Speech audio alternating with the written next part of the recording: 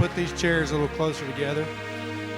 Route 66 still means so much to us, especially here at the Will Rogers Memorial, which in 1952, the Route 66 Alliance nicknamed the route the Will Rogers Highway. Pat Reeder will not let me forget to say that every time we talk about it. But we have so many visitors that come here because they're on the route, so it means a lot to us. John came all the way from Buffalo, New York, and tomorrow he will be in Poland.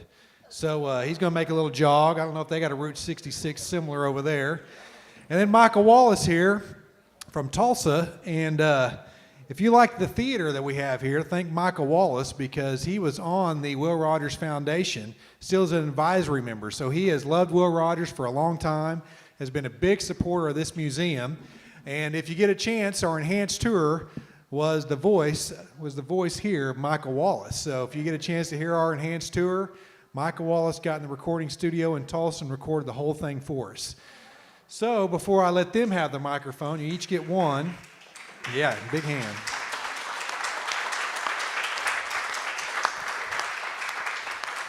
I do get to ask the first question to Michael because I have seen Cars a couple of times.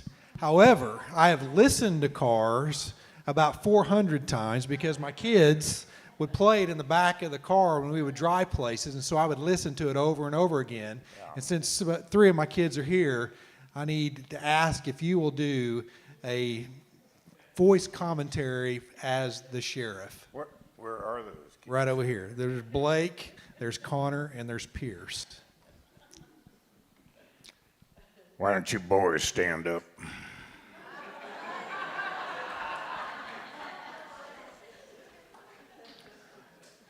All right, all three of you look like you're tractor tippers to me. All three of you. And not in my town, you don't, boys. I will put you in the impound yard with Mater in a New York second.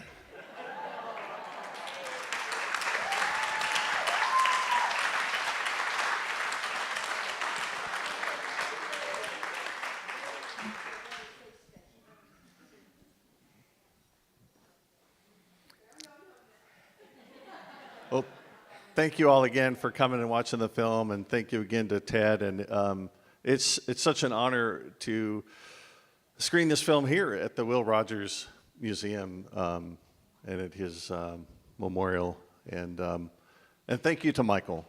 I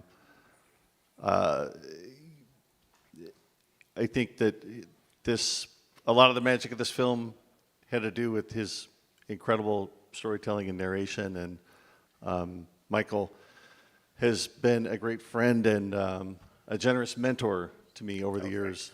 Thank you. He's been a very generous mentor to me over the years and teaching me about story and how to have the ears and eyes for a good story and how to tell a story. So thank you, Michael.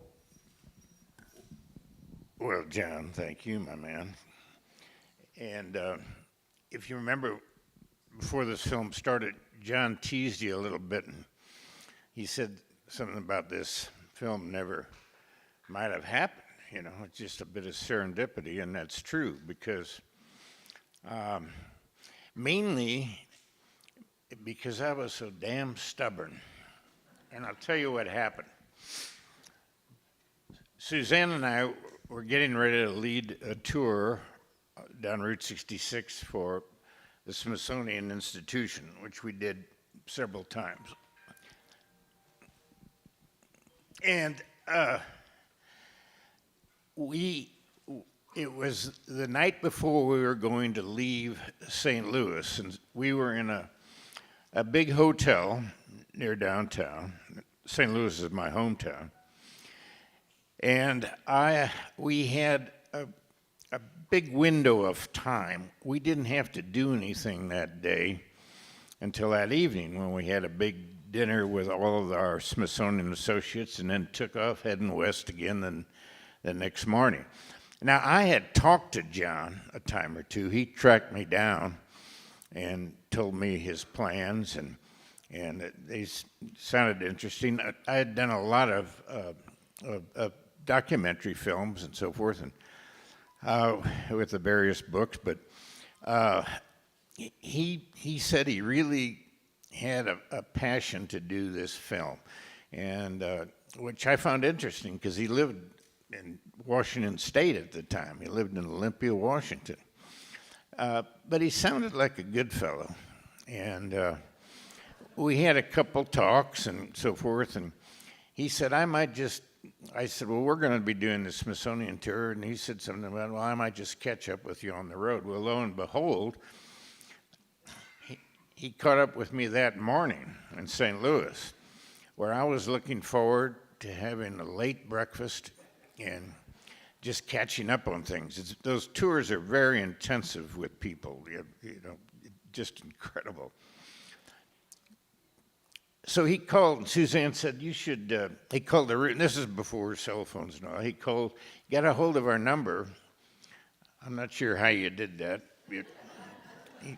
He found the hotel, and he talked to Suzanne first, and Suzanne said, this is that young man, that filmmaker that's been talking to you. And I said, oh, first I probably told you something like, tell him I'm not here. I did. This is all true. She said, no, you must talk to this man. This is young man, you know, remember what it was like for you. And I said, well, that's true. I'll talk to him. So I got on the phone with him, and he was just a sweetheart, you know. So he said, look, I've got it all figured out. I'm out here in that big sled, that big Cadillac with another guy, and they've got cameras mounted. He said, I've staked out a place right on the other side of the Rocks Bridge on the Illinois side. And at that time, the Rocks Bridge, which is a very famous crossing on the road that I knew very well, it has a dog leg in it. You saw it in that film. He said, it was all deserted then. Now it's all fixed up like a lot of other things, but back then it was pretty derelict. He said, I've got a spot perfect over there on the other side, on the Illinois side. All I need is a little of your time to do a little stand-up interview, and I'll bring you right back to the hotel.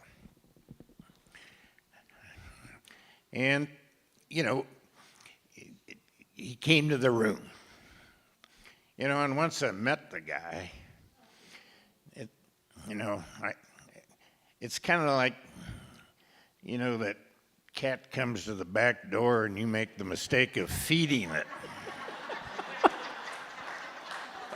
Wow. I got he looked me right in the eye. He had a good grip. And of course, Suzanne and I both couldn't help notice those dimples. And I thought he was a fine young man. So I said, well, I'll tell you what, my friend, if you can get me over there and get me back here pronto, let's go do it. Well, this was all unknown to me at the time, so I didn't know how close we came to not ever capturing that interview. But I think the biggest thing I was worried about is when he saw the car, he might back out.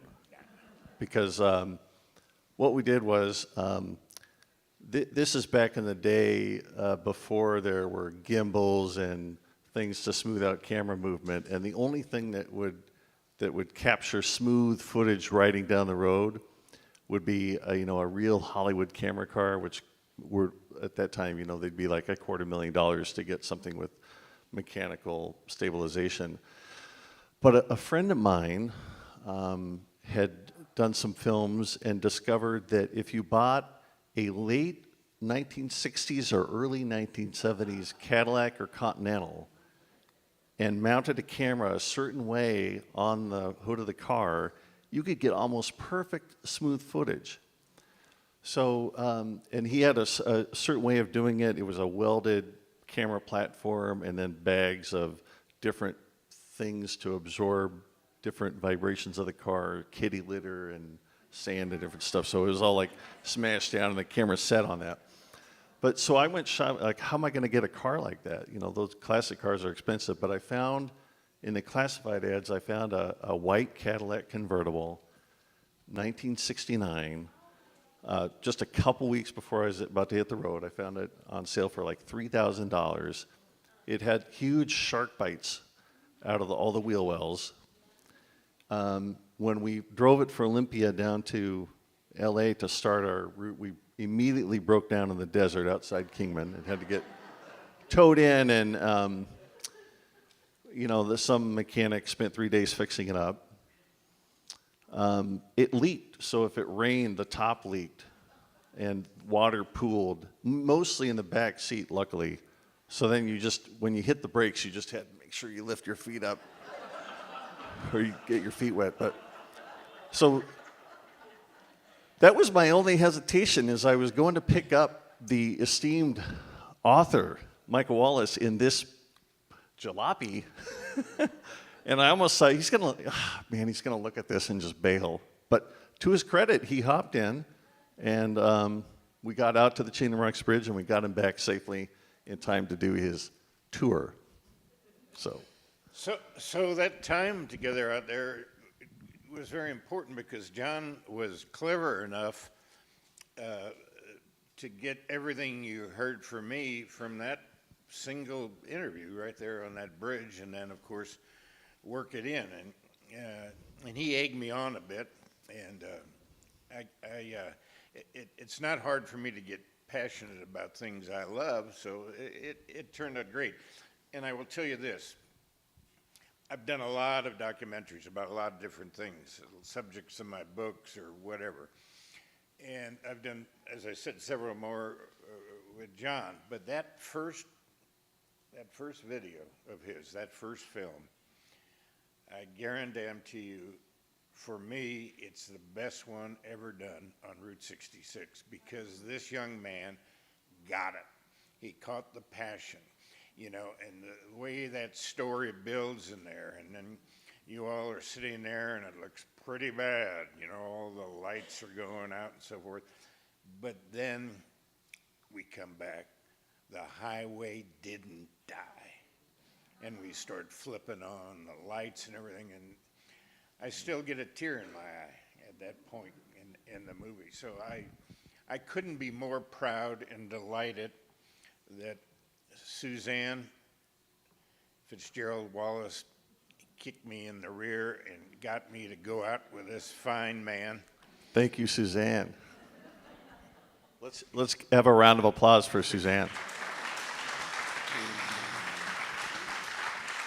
Well, Suzanne's been with. I will just tell you this. I don't want to get off the track, but 2 weeks ago, I sent in 32 chapters. I just completed my 20th book, and I went into my editors at Norton in New York. And right now, I'm writing the epilogue, and I'll be working on edits and so forth all summer. It's really the first national biography of Belle Starr.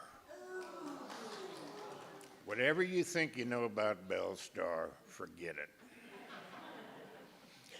Because just as I did with Pretty Boy and Billy the Kid and Crockett and a few years ago with a Donner Party, I've removed carefully all the myth and innuendos and lies, and you're going to meet the real person, who lived on a frontier that had some white hats and some black hats, but the vast majority of hats were gray. And Belle wore a gray hat. So stand by for that. But I wouldn't have written all those books if it wasn't for this woman right here. And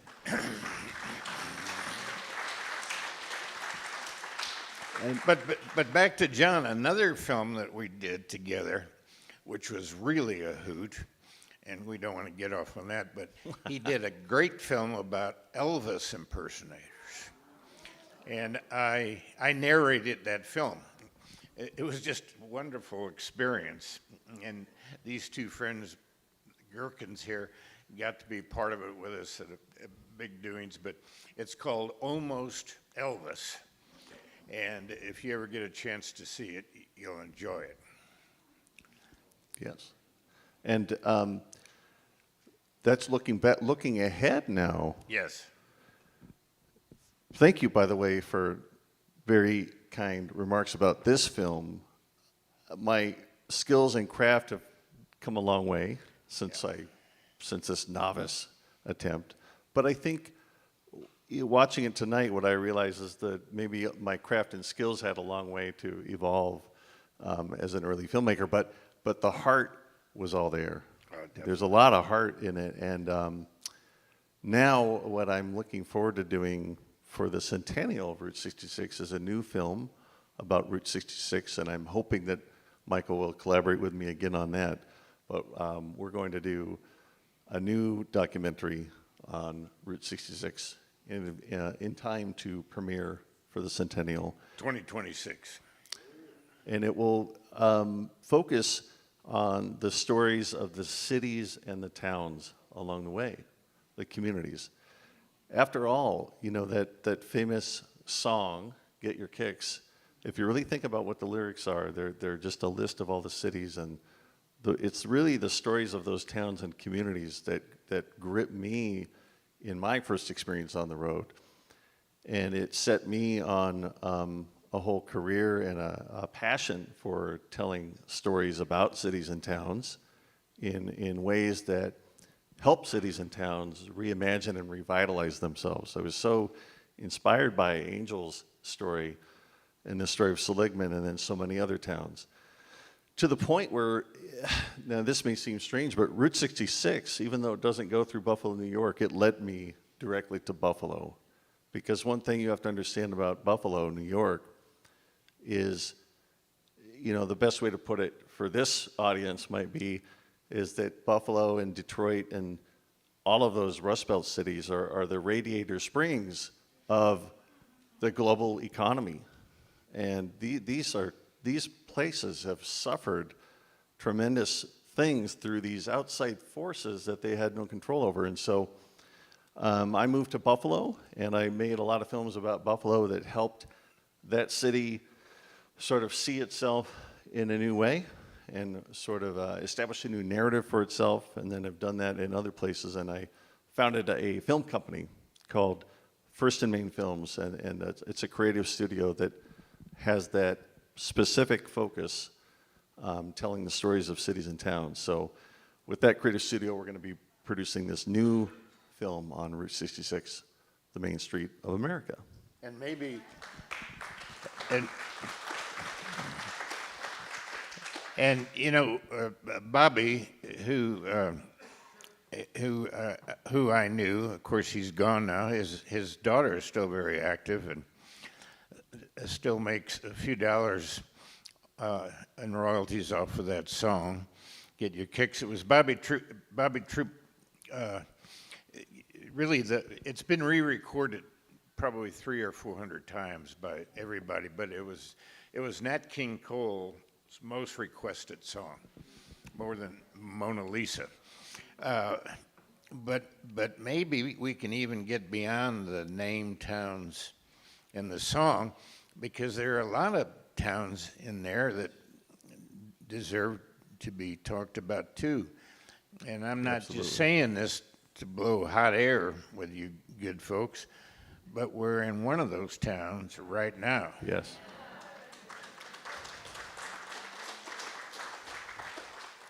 Claremore is a quintessential Route 66 town. And more than that, Route 66 is just a metaphor. It's much more than all the nostalgia and all there. You know, that's fine. All the 57 Chevys and cheeseburgers and so forth. But it's much more than that, because it gives you a chance to experience America before America became generic. Before, you know, you pulled up to a metal box and got your lunch in a styrofoam box. It was the same as if you were in Detroit or Miami. And, you know, it was just different. Now, I'm not a big believer in the good old days. I think that's much overdone. I'm very realistic about 66.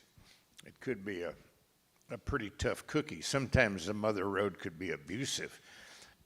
But it's a great story, and the best part of the story, better than all the attractions, man-made and natural, are right here, are the people of the road. And that's what keeps the road alive and always will.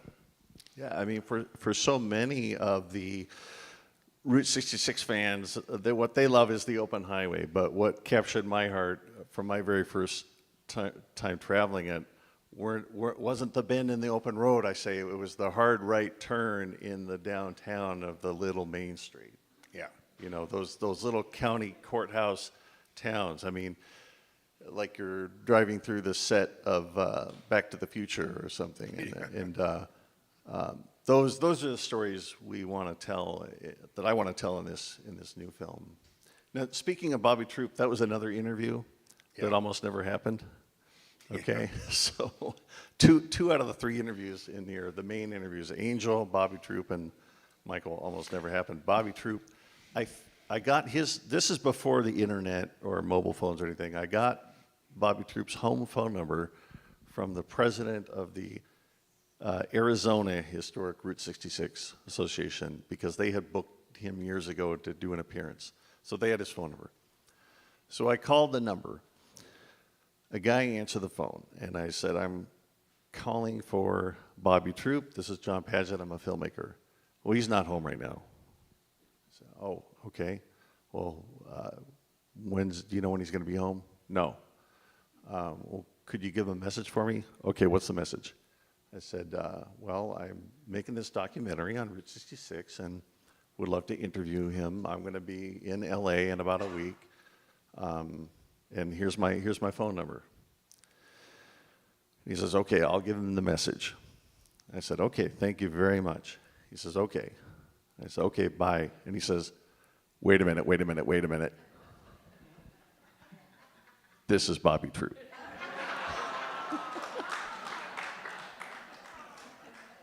And he says, I just do that because I get people calling here. I don't want to talk to them. So then we set up the time and everything, and I went to his house. He gave me the address, so I showed up at the appointed time a week later in Beverly Hills, drive up to his house. I mean, it was surreal. I drive up to his house. He is wearing a coat and tie, welcomes us in. Julie London is walking through the kitchen. He takes us into his living room with his grand piano, sit down, and we do the interview. That's it. So. And Bobby took part with me in another John Paget Route 66 film, which was a lot of fun too. But the thing about Bobby is he was, if you recall, there was that little scene at Williams, Arizona, the last town to be bypassed, 1985. And Bobby was there, and what he said is true. He couldn't believe these people were cheering about the super slab coming in and watching their road dry up. And he said, "I told him, why aren't you crying?" You know, I just couldn't believe it. He was such a sweet guy, and he's gone. Another person who you saw a picture of in the film that we got to know was Marty Milner, who, if you remember the TV show Route 66, which aired from 1960 to 64, do you all remember that show? The two young men, Maharis and Milner, in a Corvette, sort of like Don Quixote's, riding around the country, and they'd get itinerant jobs, and there might be a few little love stories in there, but there was always something going on. Very few of those were filmed on 66, by the way. As a matter of fact, one was filmed down in El Paso, where Suzanne's a native of El Paso, and her father, Doc Fitzgerald, did a root canal on Marty Milner while they were down there. But we It all connects. It all connect. It all gets back to her. But we did a great. I did 4 or 5 different appearances with Bobby at different big events, and we'd talk and sign autographs. And he was just a lovely guy. But one of the big things, we were at that theater out in Washington State where you did a big showing of that movie, and Bobby and I were out there. It seems that we were sitting in a Corvette or something like that when the curtain went up, and we talked. And before we went on, Bobby said, I'm kind of nervous because... Martin. I mean, not Bobby, Marty. He said, I did that TV show, but I don't really know a lot like you do about Route 66. I said, that doesn't matter. It doesn't matter at all because the people are interested in you and that film and how it all came together and so forth. And it worked out just fine because he came out and told some of those human stories. He and his wife, one of the first shows to be shot out on location.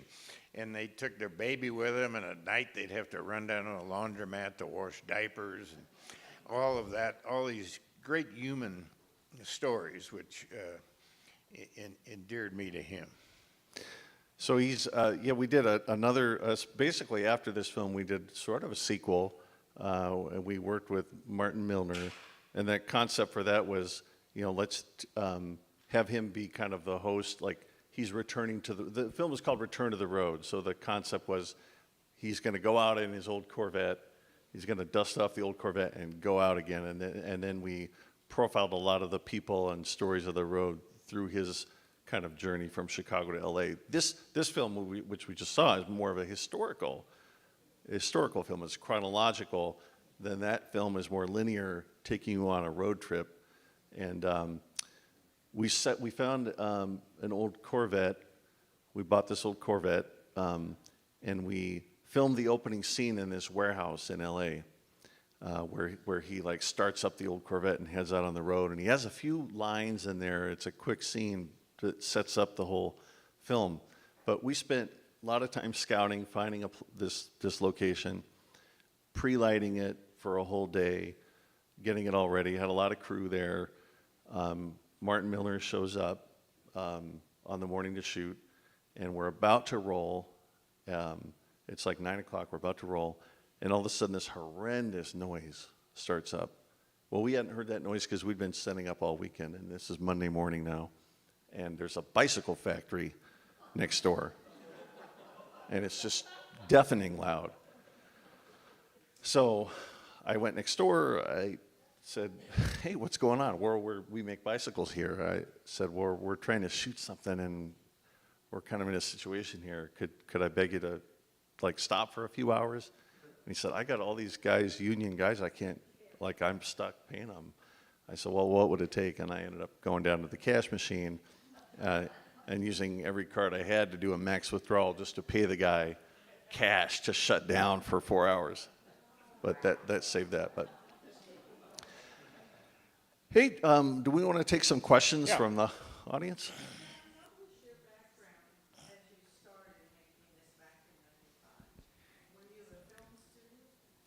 And if you could repeat the question, because we're on YouTube and Sure. we're live, so if you'd repeat the question when they say it. So we can get it. The question was, what was my background, and had I been a film student?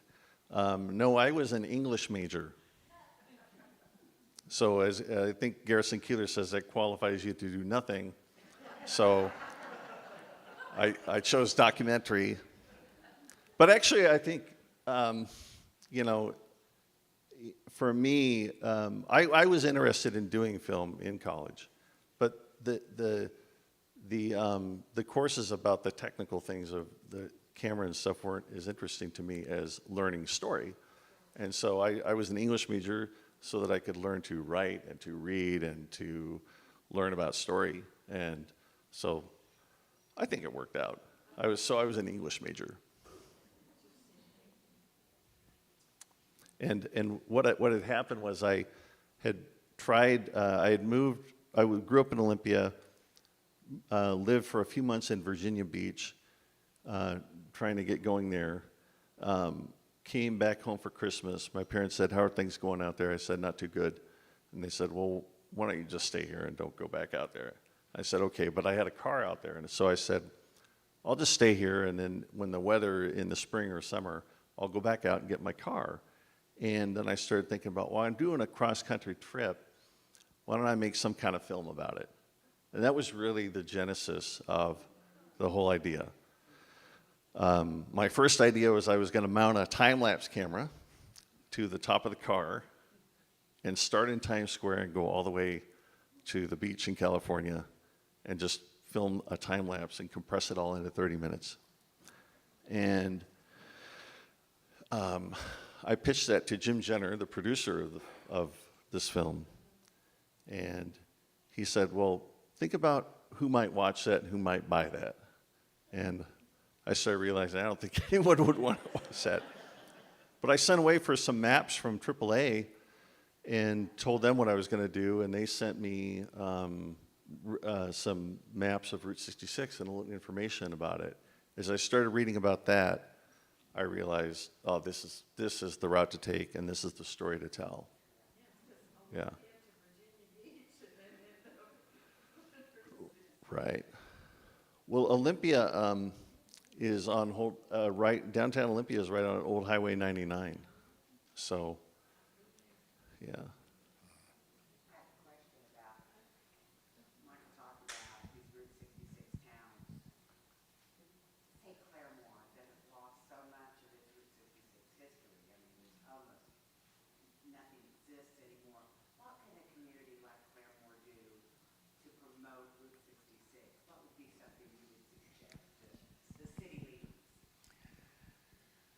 Oh, God, I am so tempted, but I'm not going to.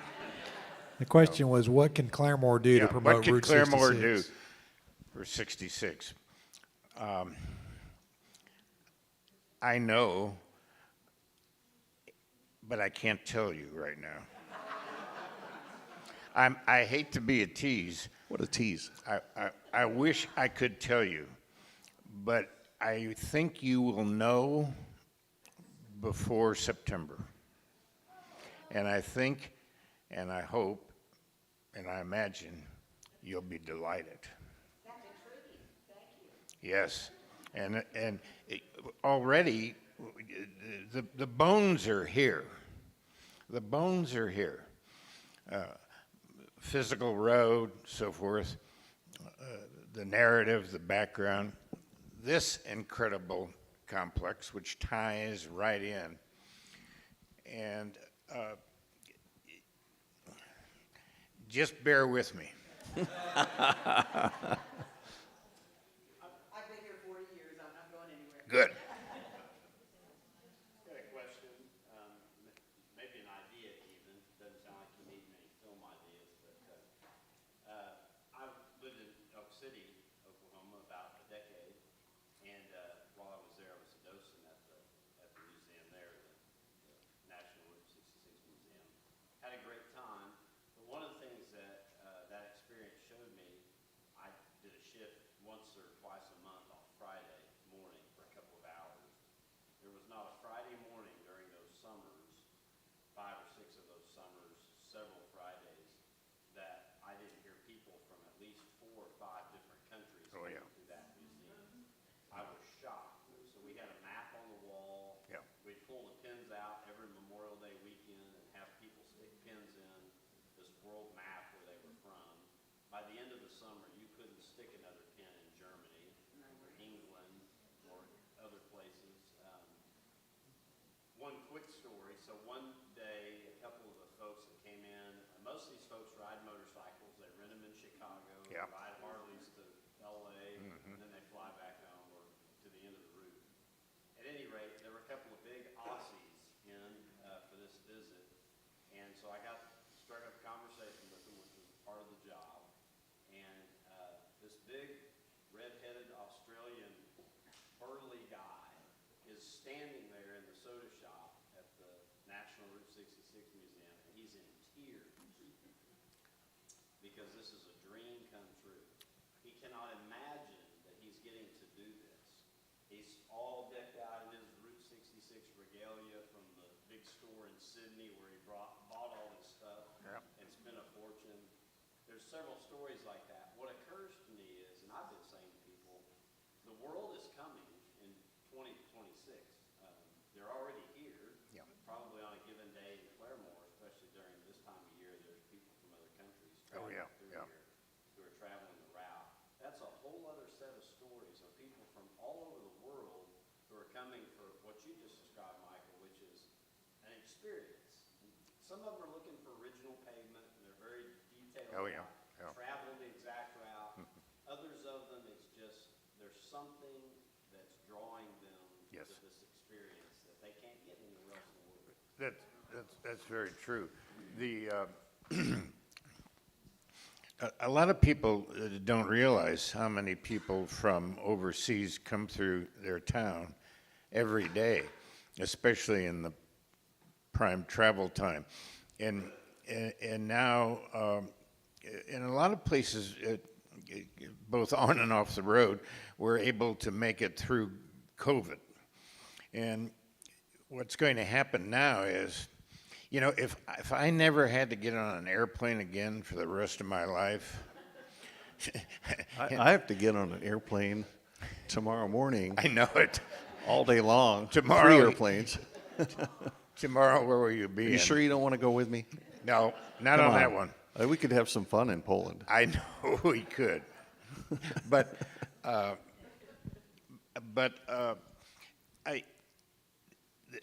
motor travel will pick up, and it already has, and that's what a lot of people will do. You know, and that's, you're exactly right. This has been going on for some years since we sparked the Renaissance, the revival of '66.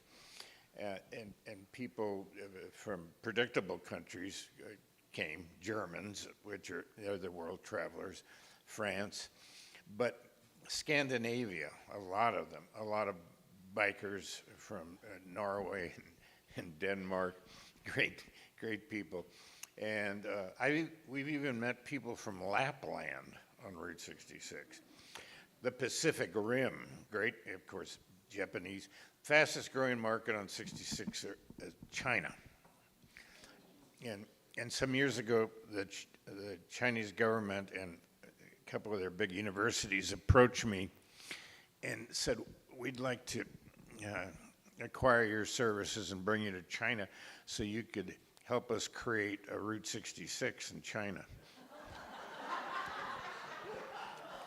And you know, the Chinese are great mimickers, and I said, well, I know you've built an Empire State Building, you've built an Alamo, and you like to duplicate a lot of things, but I said, you're not going to be able to recreate an American road culture in China. And they kind of pestered me a bit, so I finally said this, here's your solution. You've got a great road that's incredibly old, the Silk Road. So they thought that was interesting, and I said, in the meantime, keep coming here. And so it was about 10 years ago, Suzanne and I met with a group of about 300 Chinese Cadillac dealers. All of them were, I know, were far under 40 years of age. And I had a big talk with them at the beautiful La Posada, beautifully restored in Winslow, Arizona. And that was fun. So that's what keeps the road alive, are the foreign travelers. I got a question for you, John, and one for you, Michael. John and I was just wondering, what came first, your passion for film or your passion for Route 66? Did the passion for Route 66 push you into film, or did film push you into Route 66? Repeat that. The question was, what passion came first? Route 66, which pushed me into film, or a passion for film, and then I discovered Route 66 as a topic or story. I would say it was probably a little more film, but actually, that's a great question. I think what it really was a passion for, I wanted to tell stories that would make a difference. That's really what it was. That's what I always wanted to do, try to tell stories that would make a difference. So that comeback story of Route 66 and Angel's story, you know, that touched me, I think. So I think I recognize that as one of those stories that, because I think a lot of people can watch this and be inspired by it. That story of resilience, Yeah. whether it's a town or a person, you know, you can watch that and it can be impactful. Personally, there's nothing like driving on Route 66. Michael? Yes, sir. We're actually from your area. You said St. Louis. We're from Illinois. We're passing through right now. But anytime we get anywhere, we try to make it Route 66. And I don't want to take up a whole bunch of time. I happened to be working in California 3 years ago, and I don't know, I was driving.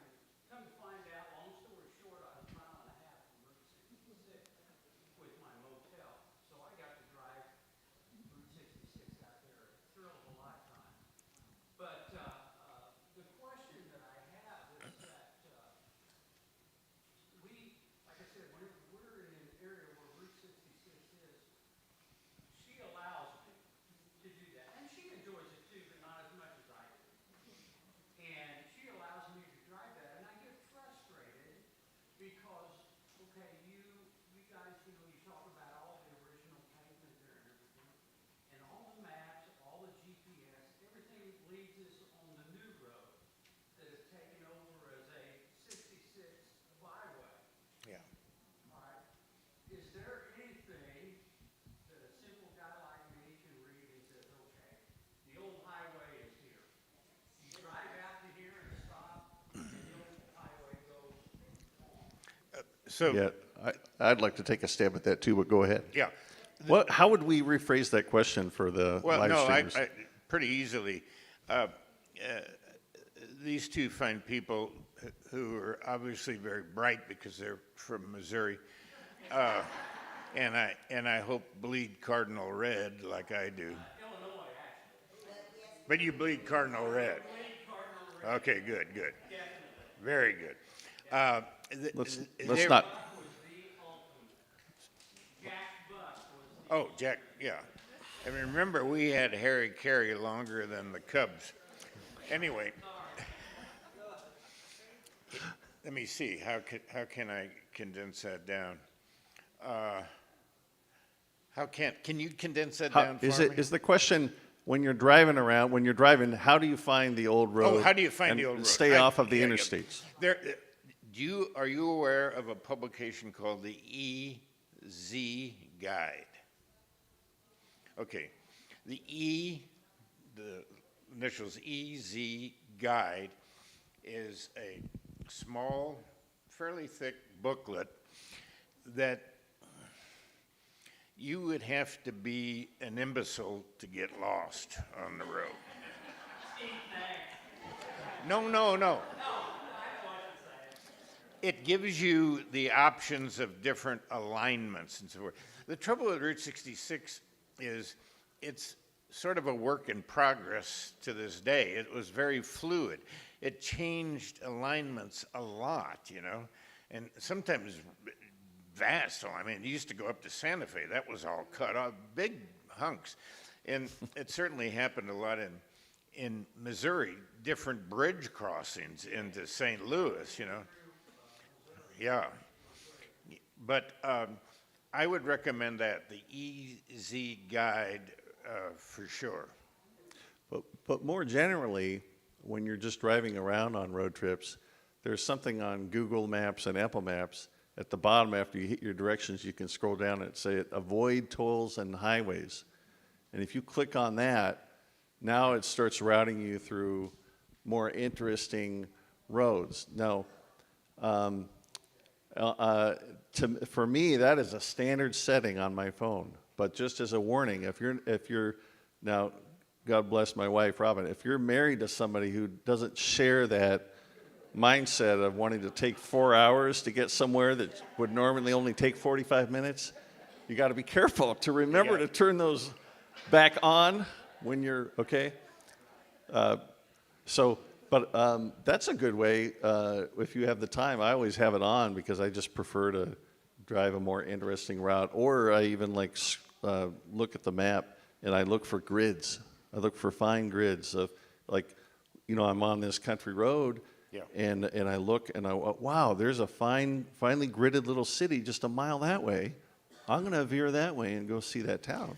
So I just look for the fine grids. We have an old saying on 66, there's no such thing as getting lost. It's a new opportunity. And then one more thing, and I'll Oh, yeah. we have a movie theater right across from our motel. Huge Elvis fan. Elvis' new movie, you mentioned Elvis a while ago. Yeah. The original plan was to go watch it, and she gave up that so that I could come.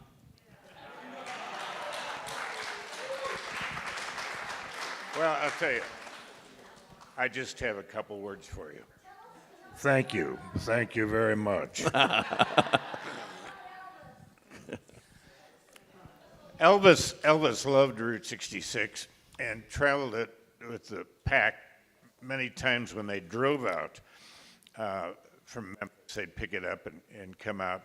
They often stopped in one of their big stops was in Clinton. Yes. And with Doc Mason, and there's still old timers there can remember playing touch football with them outside. And there's an Elvis. That motel has seen better days now, but there was an Elvis suite there, and there's also one of 5 Michael Wallis suites there. And I like my suite better than Elvis's, by the way. Now, Clinton, we had a story of Clinton, Oklahoma that we were going to put in the other film, the Return to the Road film, because we were doing little vignettes at different places. We wanted to do one on Doc Mason and the hotel and how Elvis rolled through there one night, and there was an Elvis room, and he played touch football and everything. But we just didn't have a lot to go on. We needed to find some of these local old timers that had, run down and watched Elvis play football or had some interaction. I mean, we needed something. So we needed an interview. So we were asking around and we're going to Pop Pick's restaurant in the hotel and trying to wrestle up some names of people. And we were given different names and addresses. And so eventually there was this woman they were sure that still lived in town. And they gave us the address, and we went there. It was way in the back streets of Clinton, and we went and knocked on the door.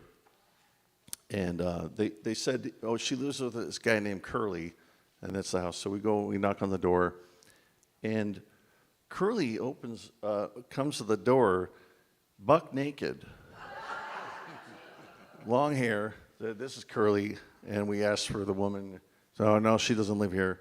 And we're like, okay. At that point, we just gave up our search and we moved on. That was too much. It wasn't even hot. It wasn't even as hot that day as it is today. So.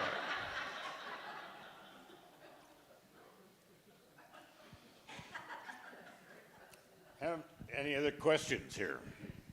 Yes. I've got the mic here. Oh, good.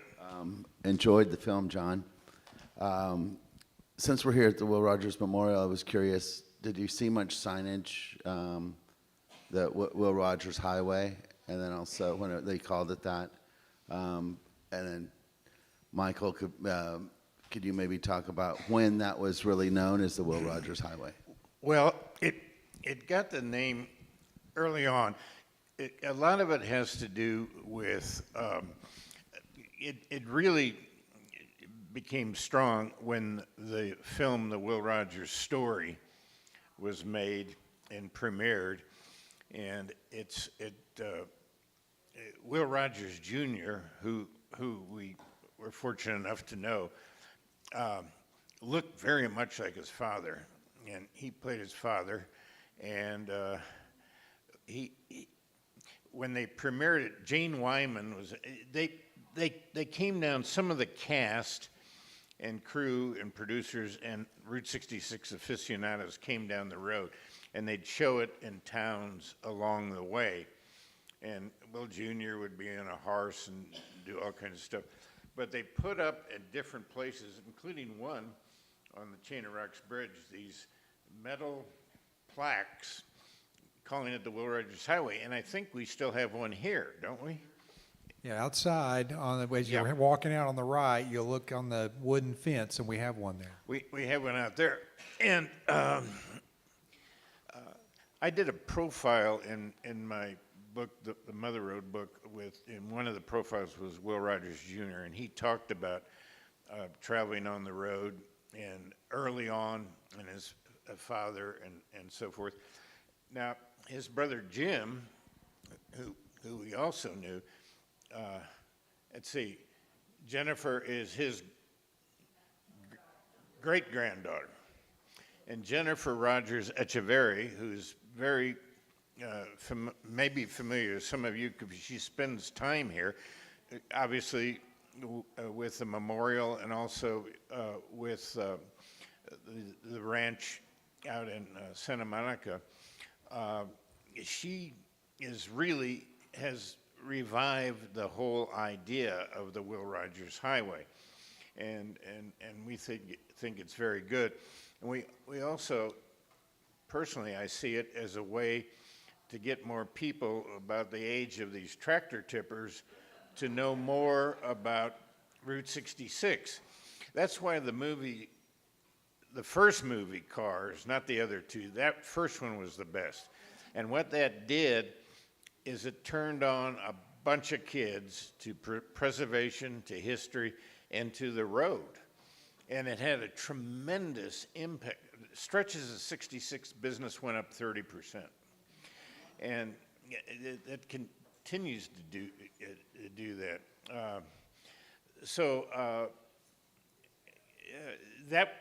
But that premiere of that film was a very big thing.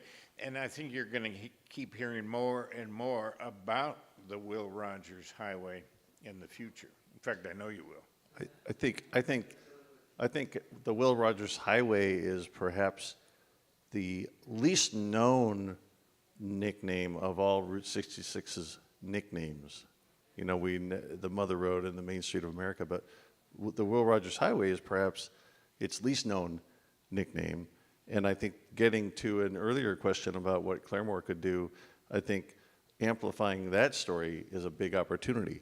I think that's a story that remains to be told, or told more.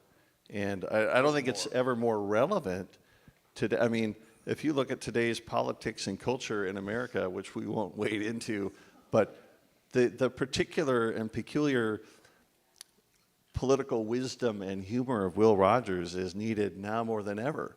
So I think that Claremore should, and the museum should, find a good, we talked about Elvis impersonators, we should find a good Will Rogers impersonator, and as a publicity stunt and as a creative strategy to promote Claremore, they should run Will Rogers for president in 2024. Well, every day when I get up, I always wish that I'd turn on the TV and Will Rogers has come back to life. He would be having a field day. Oh, God. He's got more material than ever. Any more questions? Any concerns? Yes. Criticisms? We'll take it all. If you ever investigated something like the Lincoln Highway as a story and turned it down in favor of this? Well, I did a book about the Lincoln Highway, and it's in the same format as my Route 66 book. So it's an older highway, the Lincoln Highway, 1913. It goes through more states. It goes coast to coast. It starts in Times Square. It ends out by the Golden Gate, and it's a fine road. But here's the thing: are you a Lincoln Highway buff? Oh, because there's something, the people who love the Lincoln Highway are totally different than the Route 66 people. For example, they would never use the word road warriors. They're kind of more predictable people. They're kind of, this is a big generalization, they're kind of like people who have pen protectors in their pockets. And they're very interested in the precise dimensions and alignments, and they've got great stuff out on that road. I mean, my God, that Lincoln Highway through Pennsylvania and Iowa, it's just incredible. And but in the book has done fairly well. It still draws royalties, but nowhere near Route 66. And it just totally different. It didn't have a song written about it. It didn't appear in a great novel, The Grapes of Wrath. It didn't have a TV show. It did, you know, there's something and a sizzle of those double sixes. It just was great timing for a road to come along in that crazy time of the Roaring '20s, and then pay its dues in the dirty '30s, and pay its dues even more as a road of war through World War II when everything dried up and Patton was training his desert warriors out in the Mojave, and prisoner of war camps were being set up, including one at El Reno, where if you'd go to El Reno, it's not so much anymore because most of them are gone, but there are graves there in one section of the cemetery of young Germans and Italians who died of their wounds in camp out there. And you used to see every once in a while an old German couple there visiting who knew these guys when they were 18 years old. Just like up in Miami, the graves of those young British air cadets who, before we got in the war, were learning to fly for the Battle of Britain and Spitfires. And some of those cadets were killed and they're buried right off the road up there in Miami.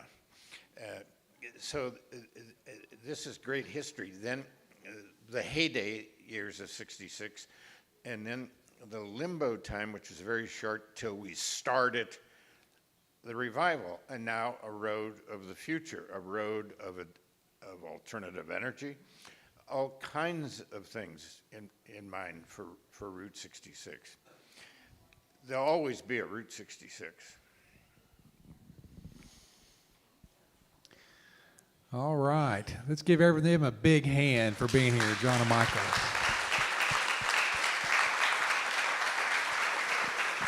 I wanted to mention, if you could put that slide back up, we have a limited edition number of prints of this gig poster for tonight's event that Michael and I will sign. We'll have them for sale when we're out there, and happy to talk with you and sign a poster. Oh, and we have the film itself is nearly out of print, but I have 3 DVDs of that film and then 3 DVDs of the sequel film with Martin Milner. So we'll have those out there. Happy to sign them, or Michael will sign. Thank you, folks. You got to get one of those. And real quick, everyone, so next month, put this on your calendar. The last Friday in July, we're going to be watching a very special movie, Where the Red Fern Grows. So hopefully you can all come back to watch that one. Thank you all for coming tonight. Have a great evening.